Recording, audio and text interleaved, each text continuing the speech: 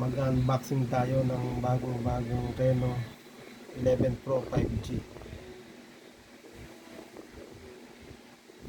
Yan, bagong-bago.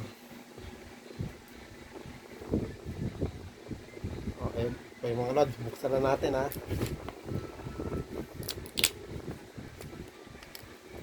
Paano ba ito buksan? Ano, pakita nyo, bagong-bago. Buksan natin.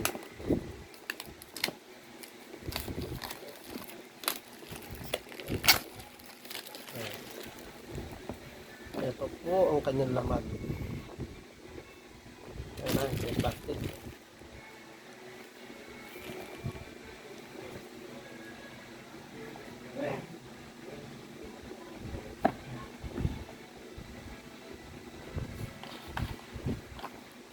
Anong laman nito? Meron siyang casing na jelly. Tapos ito ang kanyang yung pantanggal ng SIM card. Tapos ito ang kanyang mga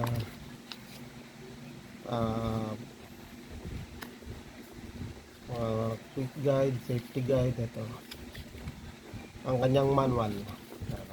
Ito na yung manual. Tapos ito na mga lodi. Ito na yung cellphone lodi. Ayan. Ang color niya is gray. Parang ito na lot. Tingnan nyo. Camera.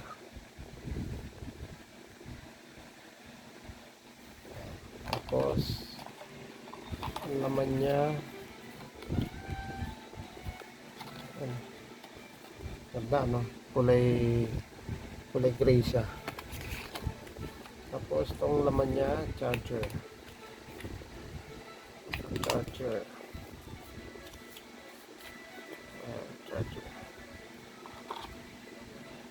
Ito ang kanyang charger.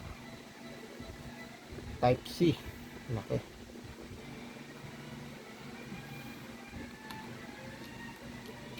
Ano na ba? Saan ba yung open to?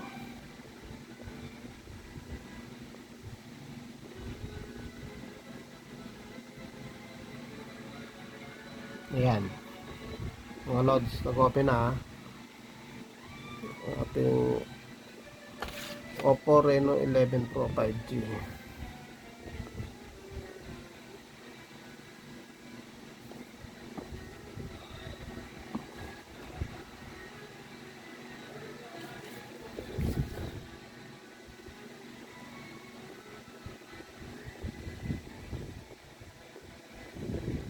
Ayan, nag-hello pa. Hello daw.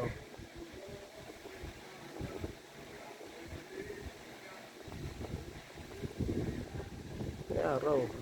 Natin. Tapos select natin English. Next. United Philippines, syempre. Ito na po yung ating pagsiset sa ating cellphone. Kita. Palestinian pala. Yun, Philippines. Pin. User ganyan. Ano bang lalagyan natin? User agreement?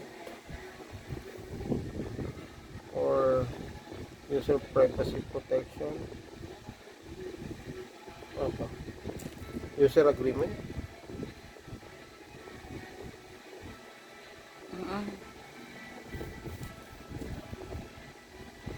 Bak.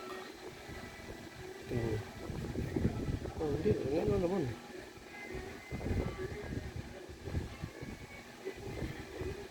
Dalawa. Dalawa siya. Connect to mobile network. Ba't meron na siyang nakalagay? Ayan. Ginamit na ba ito? Hindi, wifi yan.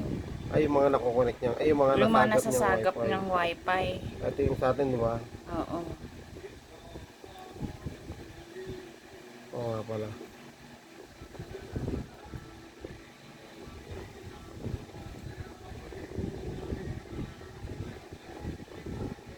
Ano ba? Ba't ayaw doon ba siyang Kailangan mo mag-set ng ano, ng ng email ad. email ad pa. Okay mga guys, okay na to. At least nakita nyo lang yung nilalaman ng ating bagong-bagong Reno 11 Pro 5G. Okay, sige po. Stop na. Thank you. Maraming salamat. Stop.